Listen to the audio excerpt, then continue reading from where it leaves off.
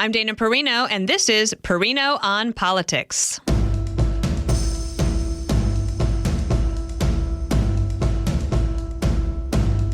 Well, it's a tied race, and someone or something has to break it. My guest today knows a thing or two about what makes a good debate and a good election. It is former Speaker of the House, Kevin McCarthy. Thank you so much for being with us. Thanks for letting me on your podcast. I'm excited. Well, it's great to have you. Welcome to Perino on Politics. This is where I call my smart friends up to get briefed for myself, and then I let everyone listen along, and it's wonderful to have you. We are recording today, September 9th. That's a Monday. And so tomorrow is the ABC News presidential debate, the only debate scheduled right now between Kamala Harris and Donald Trump. We had a New York Times poll over the weekend that said this thing is tied, and Trump had his best numbers than he'd had in a few weeks. And so let me just turn it over to you. Where do you see the race as it stands now? I think the New York Times poll is actually going to change the debate. Oh. Because the title, the headline you saw, stalls. Harris stalls. Honeymoon over. So I bet there's a little panic in her campaign. So they're going to push her in this debate to be a little more aggressive, to try to get Trump off his game, to get him emotional. In Trump's camp, they're going to be sitting here saying, if you look at past polling, Biden was 7 points higher than where Harris is today. Hillary was like 3 points higher than Harris is today. If Trump is winning the national vote, he is, of course, winning electoral college vote. So she's going to come in a little aggressive. He's going to have to, if people were advising him, stick to the border, stick to the economy, stick to crime. But he's also going to think in his mind, what do you mean? What? He's intuitive in many ways. He's going to say, what I'm doing is working. So why do I need to take your advice, right? Even though he talks about those issues. The microphones will be cut off in between. I think that's a benefit for Trump. Why? Because I think it can hold him back. People get frustrated with you watch this every day. When people are interviewing on your show and they're interrupting one another, nobody cares for that, right? So it helps him to focus more. She's going to try to get under his skin. The one thing I think he should do, another thing that came out of this poll is 60% of America wants change. If I was Trump, I would say every couple words, she's just more of the same. She's more of the same. Because the one thing which is unusual that the Harris campaign has done well is they're trying to make Trump the incumbent to own all the bad policies. And she's raised a lot of money, which is a benefit to her, but there's so few states. I mean, the thing I will tell you, this really comes down to only 3 states: Pennsylvania, Georgia, and North Carolina. I don't really see Trump. Wow, you think North Carolina is really in play, that Trump doesn't have it locked down? No, I put an asterisk there. I really don't think Trump's going to lose North Carolina. Okay. But the thing you've got to think on an electoral map, if Trump carries exactly what he carried before and gets Georgia and Pennsylvania, he's won. Mm-hmm. It's over. Mm-hmm. He doesn't need Arizona. He doesn't need Nevada. And so, but the one thing I will tell you too, in this other polling, Harris is trying to, like, Wisconsin's a +8, Michigan's somewhere, and Pennsylvania's tight. I don't believe that. If you look historically, those 3 states kind of go together. Doesn't mean they all win together, but if you look last time, when Biden won, they had 83 million votes. He had a favorability of +10. He only won by 48,918 votes. All 3 Wisconsin was 20,000. Pennsylvania was 80,000, right? Mm-hmm. And what the thing that no one could in yet, last election was during COVID. So there were different laws where people would everybody get mailed a ballot because Brad coming in. In Pennsylvania, it won't be that way. Since that time period, there's 400,000 Democrats who voted in 2020 that had never voted for another election. Mm. So, meaning that those are people that might not make the effort to go to the polls. Exactly. Now, Harris' enthusiasm has come back, but people misread it because the Democrats were about to collapse totally under Biden. And they were so happy that it just wasn't Biden anymore. Their convention was good, but every speech at that convention could have been the same speech would have been given, but a different name instead of Harris. That's all. So the Democrats came home, but in that poll you just saw, Her honeymoon's over. She has stalled. This rope-a-dope type of campaign where you don't have to talk to the media, she's not going to get there. You look historically, Kamala always starts strong in a campaign. When she ran for president, she had the best starting, 40,000 people, great online. But long campaign, she collapses. So this is an ideal campaign for her, right? She didn't have to campaign long, but the honeymoon's over. And what's so different than any other election, we'll be 8 weeks out come Tuesday, the debate. Mm-hmm. 8 weeks out. Think about how much has happened in the last 8 weeks. An assassination attempt, a president leaving. I mean, there's a lot more that's going to happen. No, I know, Kevin. My assistant, Kate DePietro, her first day on the job was the night of the Biden-Trump debate. So ouching. It has been a wild 8 weeks for sure, and it's kind of head spinning. Can we go back on one thing?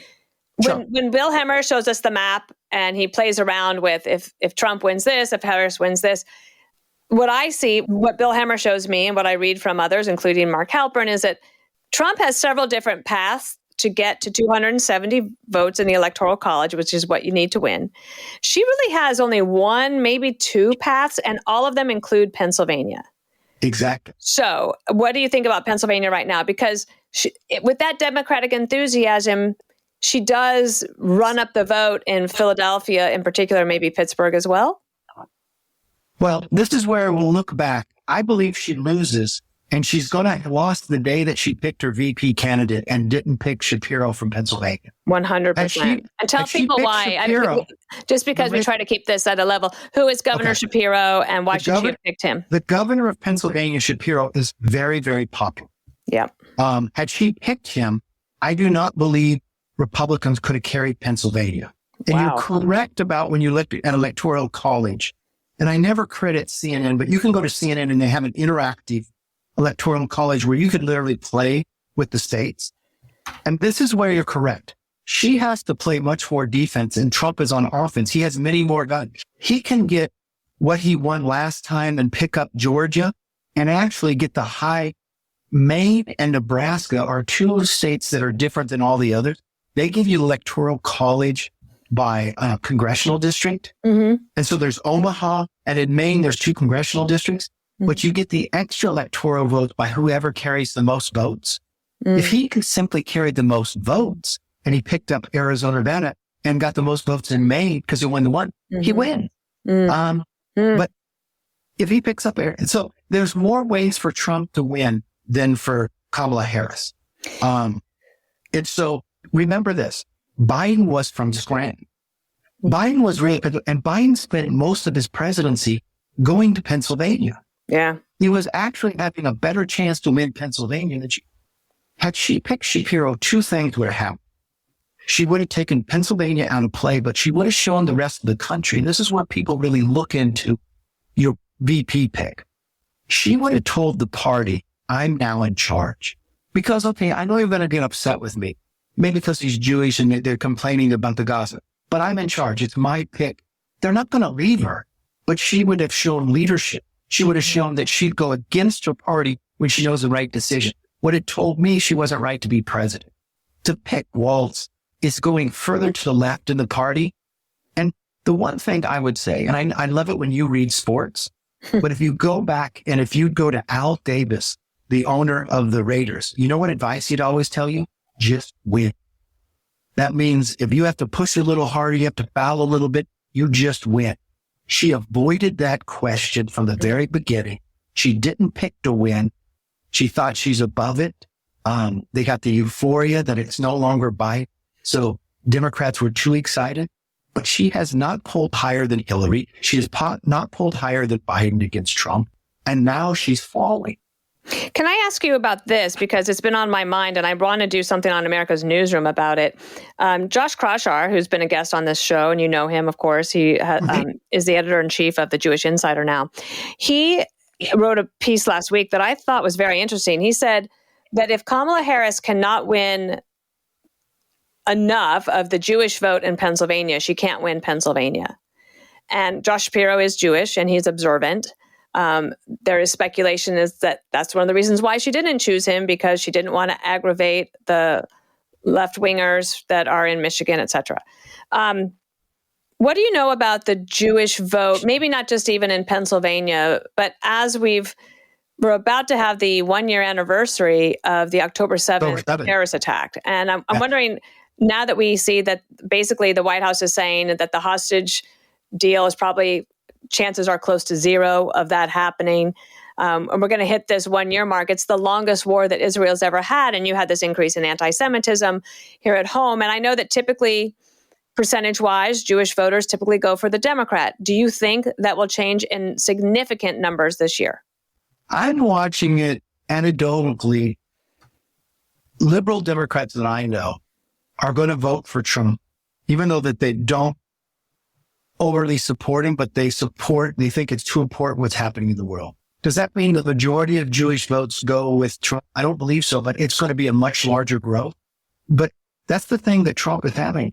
Trump has already won the presidency before, but this is what no one's reading in the polls. He is stronger in the polls today than he's been in any other time when he's been president and when he was running for it, because he's adding more Hispanics. He's getting more of the black vote, but the Jewish vote is more passionate. This is a thing that people don't see. Intensity matters. A poll is more popular than the other. But what support do you have? Who's the most intensified to go vote for you? I may say, if I go to the polls, I'm going to vote for this person, but the other person says, there's the number one thing I'm doing is going to vote. That's the voter I want. And that's the difference you're going to see in the Jewish vote. Those who are voting because what they're seeing happening around the world, the anti-Semitism, you're watching it from the money wise, you're watching it from the intensity level, you're watching what's happening on college campuses and how Democrats reacting. You're watching them. Democrats before, Israel was a bipartisan issue. Now this whole wing of the party, the AOCs and others, they could be anti-Israel, anti-Jew, and it's okay. So the intensity level to go vote against them is strong. Three or four more things in this segment. Kamala Harris raised a ton of money. Yes. What about the financial resources between Trump and Kamala Harris, or is there just plenty of money to go around everywhere? Well, it's impressive how much money she raised. I don't think it's going to make a difference in the presidential race because there's too few states that are going to determine this, right? So there's only a place of how much money you can spend. And you go back from your own work in presidential politics. This is more money than people have seen in the other races. Trump has a lot of money too, but she raised twice as much. And she was behind. We thought we'd have a money advantage, and that didn't come to play. But if you're only playing in 5 real states, you've got enough to carry out because there's a ceiling. The difference will be, does she share that money? And that can make a difference. Well, she said last week something that you know well, as House races, and we're going to get into this in the next segment, but let's just hit it here for a moment. She gave $25 million to House races last week, and Bill Hemmer looked at me and he goes, that doesn't sound like that much, even though $25 million is a lot. But what did you think of that commitment that she made to House races for Democrats? Well, that's $25 million more than the Republicans are getting. And the difference in this election from the last, when I was leader, the Republicans just from the House Super PAC had more money than the DCCC and the Democrat Super PAC.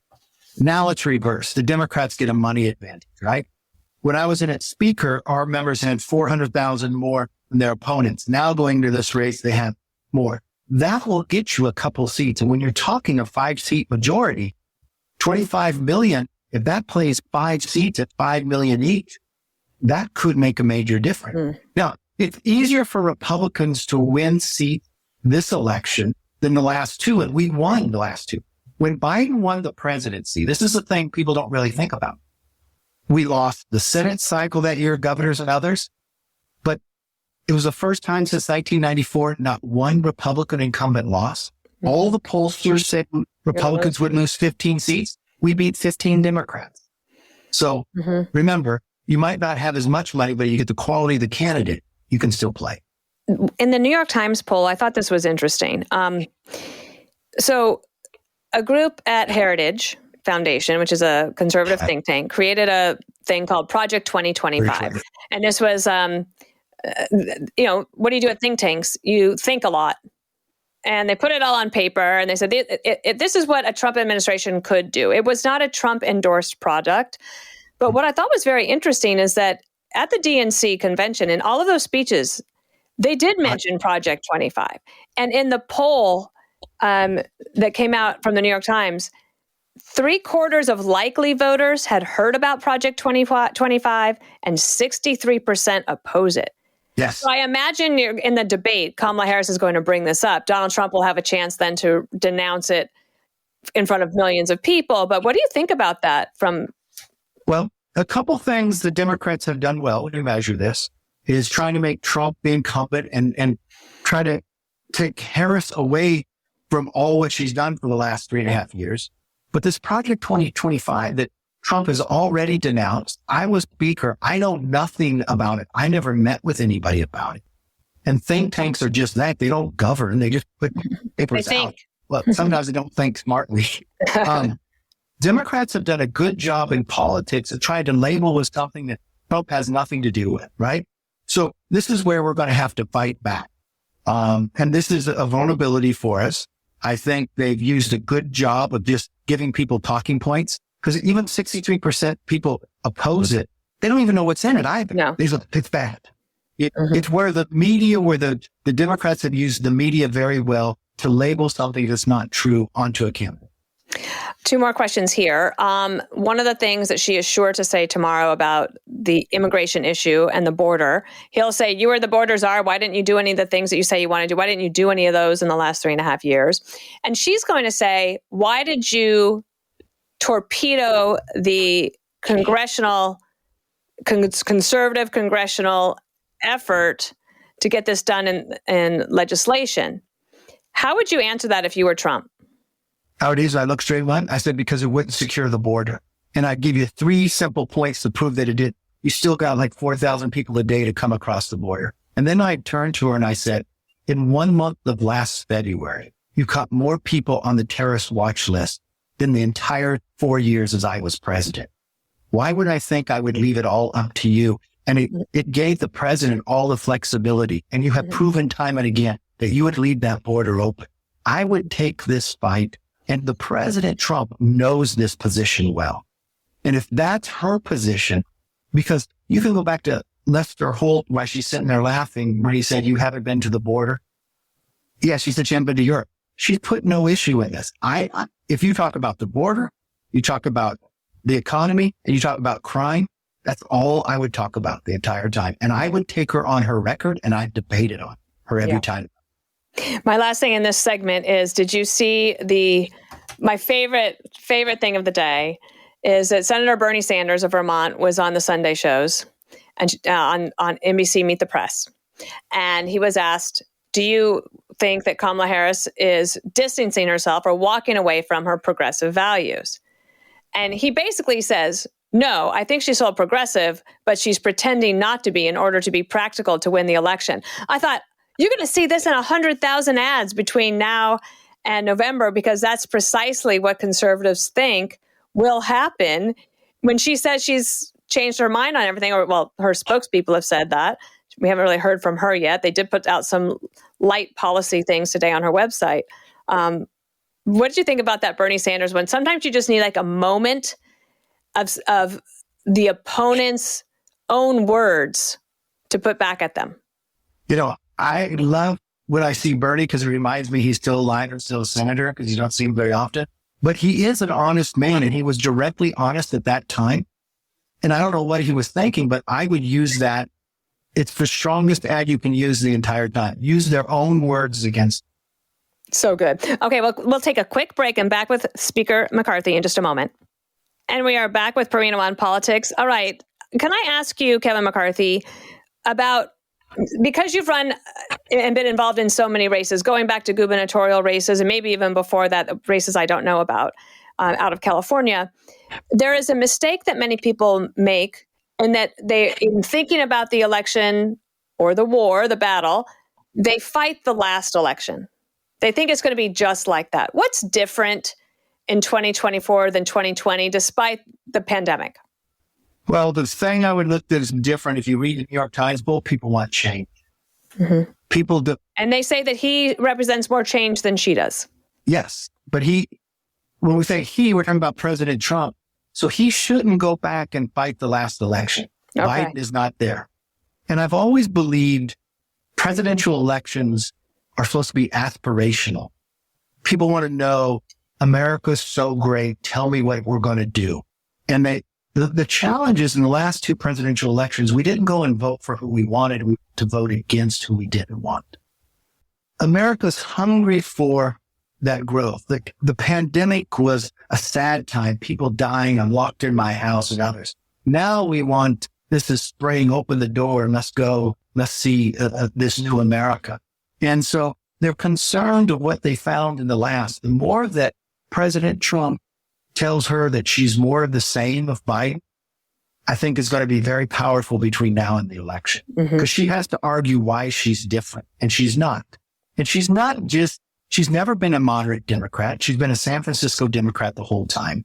She lets her spokesman try to tell what she's not. She is a prosecutor, though, and I think she'll come tough after Trump, trying to get him to get upset. He's going to have to be more disciplined. And this is the difference I've seen in President Trump. He has a much better campaign team than he's ever had. He's doing better on money, and he is more disciplined. But he still has certain vulnerabilities. And this is probably going to be the only debate they have. She wants the rope-a-dope strategy.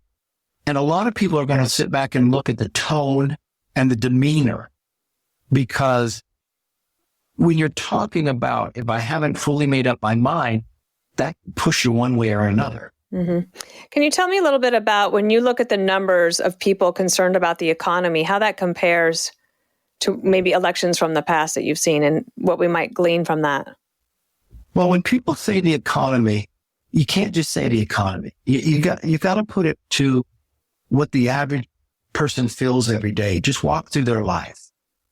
When they fill up their car, it costs more. When they go to the grocery store, every single week, it costs more, right? And the kids paying for stuff that they need, it costs more. They just went back to school. You didn't get that vacation. Inflation is the most painful thing you can do. And so that's a very big point. But what caused it? She's not only the vice president, that makes her the president of the Senate. The Senate is so close in numbers. She has cast more deciding votes, tie votes, than any vice president before. And she did in defining certain legislation that caused inflation, that gave us this runaway. And so if you can tie the pain of what's happening, that when you go to the store later this week and you're like, oh my God, how much? And you fill up your tank, and then you're remembering back to what it was, it gives you more sight that I don't care if the personality, I want the policy better. And you're now seeing the economy dip down. You're getting more bankruptcies. You're getting more bad news. So this Biden economy, you can't really run on. And then when you look at the world and the foreign policy, and she's the last person in the room, those are the three big issues. And then when you worry about your kids that you bought them these school clothes, you worry about the crime that they're trying to steal their sneakers or their backpack on the way to school. When crime didn't used to be this way, and she was raising money to get people out of jail. What about the idea that it's interesting on some aspects of the economy? Kamala Harris has tried to copy Donald Trump, right? Like on his policy to not tax tips. Yes. I guess the more I read about both of their economic policies, the more free market absolutist I become, because I'm looking at that going, why is everyone trying to manipulate the economy so much? Like, the free market could work, but we're now talking about, 100% tariffs on everything coming into the country. And I don't know, maybe I'm just old fashioned. Has the world just passed me by? Does the rules of economics not work anymore? No. Anytime you stick to principles, they always work. When you turn to populism, you get a sugar high and an emotional high that collapses. Now, where did they both come up with this no tax on tips? Nevada. Yeah. This is about votes, right? From that perspective. Free markets always work. It's the greatest of it. Milton Friedman is right, as long as you allow that process to work. So this is where I always say, as a conservative, that's what true conservatives are, and you let the market take care of itself. It helps. There is no greater miracle in the world that has lifted more people out of poverty, that has educated more and let the process work. the more that government controls something, think of the challenge, the things we get most frustrated with, and be it healthcare, education. Why? They're slower to change because government has more control over it. I love this idea what Trump is saying, a commission with bringing outside people, government in to help efficiencies, right? You bring in Elon Musk that got into, think of the industries he got into, energy, cars, and space. Do you think that he would agree that electric vehicle tax credit subsidies are wasteful spending? Yeah, you talk to him and he would say that. But think about it. You think he would say that? Yes, because he's told me that. Okay. Because he just wants to be able to compete. But he got in a car industry that it was already mature, and it was the best-selling car. That's true. In the world, right? He got into the space business when there was no private space and there was no American engine. And now you have an American-built rocket that's lifting more satellites up in a most challenging time. And he did it by the free market and individuals. Now the government coming by. I mean, look, he's going to go up and save the astronauts in Boeing. I know. I mean, thank goodness we have. I mean, imagine if it were the other way around, that Elon Musk had put a rocket up that trapped 2 people in space for several months and Boeing had to go support. Like, the media would never let him live that down. But no. Yeah. But it's the difference. But the other thing you have to remember, to get there, he failed. But he has this mindset that he never loses. He either wins or learns. He learns from each experience. And that's what a free market would do too. It's not perfect. It's not utopian. Yeah. But it enhances. It's the ability to try to create a more perfect. And that's, it's interesting. That's a lot of what he says about free speech absolutism too on X. Yes. Let me ask you this. You know President Biden well. You know him when he was vice president. You knew when he was a senator, vice president and president. He's no longer in the race, and his son is going to be sentenced soon. Biden has said, and the White House repeated last week, that Biden will not pardon or commute Hunter's sentence. Do you think that's true? Yeah. I don't either. I think he will pardon him. I think that's part of the reason why he pled guilty when he did. I think this will come after the election. And if he does, I hope he also, for whatever they've been going after President Trump, do the exact same thing for him. Let the country heal. Let the country move forward. I mean, when we just had this discussion before about looking back, they're trying President Trump for things that they never tried anybody else for, right? And it's all politics. Yep. So why don't you say, okay, I can no longer run for president. I'm going to be the adult in the room. I'm going to pardon my son because he's my son and I've lost other children. I love him and you can blame me for all you want. But I'm also going to move the country forward for all this politics of why you went after President Trump. I'm pardoning him too. And you know what America would say? Right thing to do. Fine, let's move on. All right, and we will move on. We'll be right back with more Perino on Politics next. And welcome back to the Perino on Politics. This is our last segment. And Mr. Speaker, this is where I ask my friends, and this is a great question for you. What am I missing at this point? We have 8 weeks to go in the race, 57 days. What do you pay attention to at this point in a presidential election, or maybe even in the House or Senate races or gubernatorial races, that I should make sure is on my radar? That there is no undecided voter. Oh, we are deciding. Tell me more. Okay. It's whatever campaign gets out the low propensity voters now. This country is decided. What's a low propensity voter? A person that only votes once out of every 4 times, right? They don't vote very often. They have to be motivated.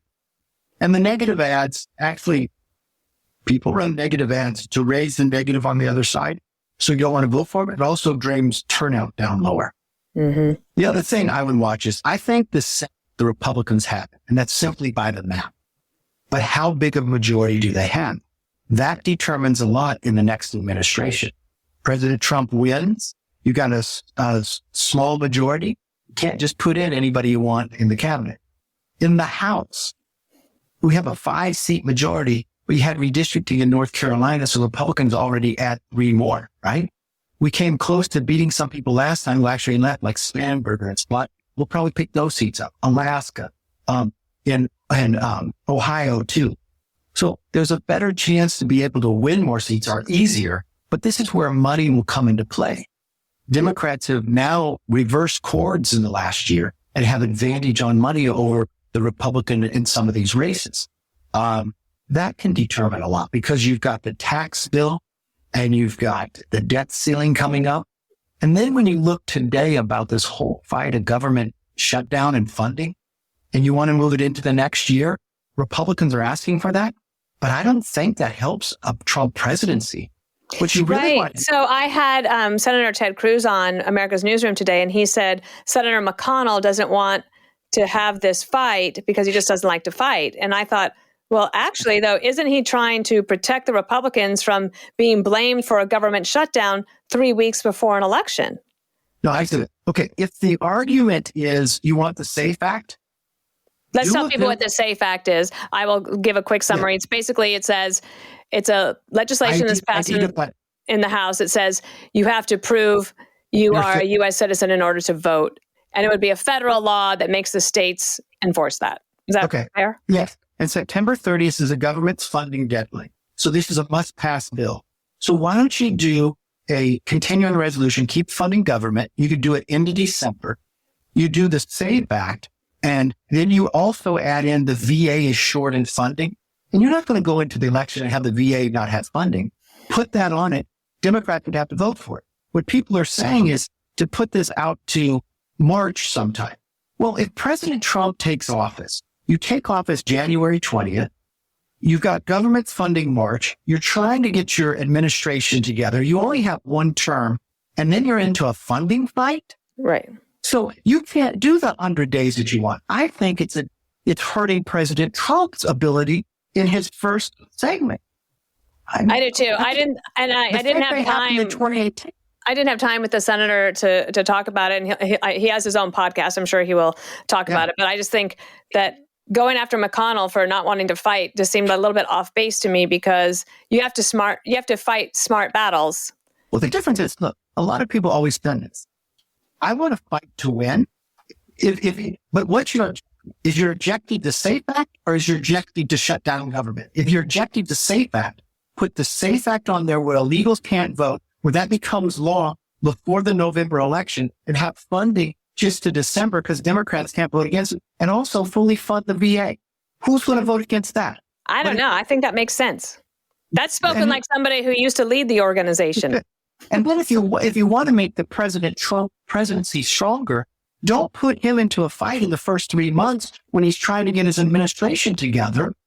Let him govern. Yeah. I don't understand who's thinking of these strategies. Well, there's some people you used to work with. My last question for you, just kind of a fun one. You've been out of Congress for a few months now. How's it going? It's going fabulous. I get to see more. I get to work with people I enjoy. Yeah. Now, Look, I loved every day I got to see. There is no greater privilege, and I can't thank my district enough for giving me that opportunity. I encourage people to run. I help people in the process. There's no greater nation in the world. Remember, Lincoln had it right. Conceived in liberty and dedicated the proposition that we're all equal. That's the goal of who we are, and that's what we should strive for. Former Speaker Kevin McCarthy, what a treat to have you on the show. I'm glad that people get to hear your thinking. I've benefited from your friendship and mentorship in helping me even understand what the heck I'm talking about. So I appreciate you. Go have a good day. I know you got to get to D.C. All right, take care. Listen ad-free with a Fox News Podcast Plus subscription on Apple Podcasts, and Amazon Prime members can listen to this show ad-free on the Amazon Music app.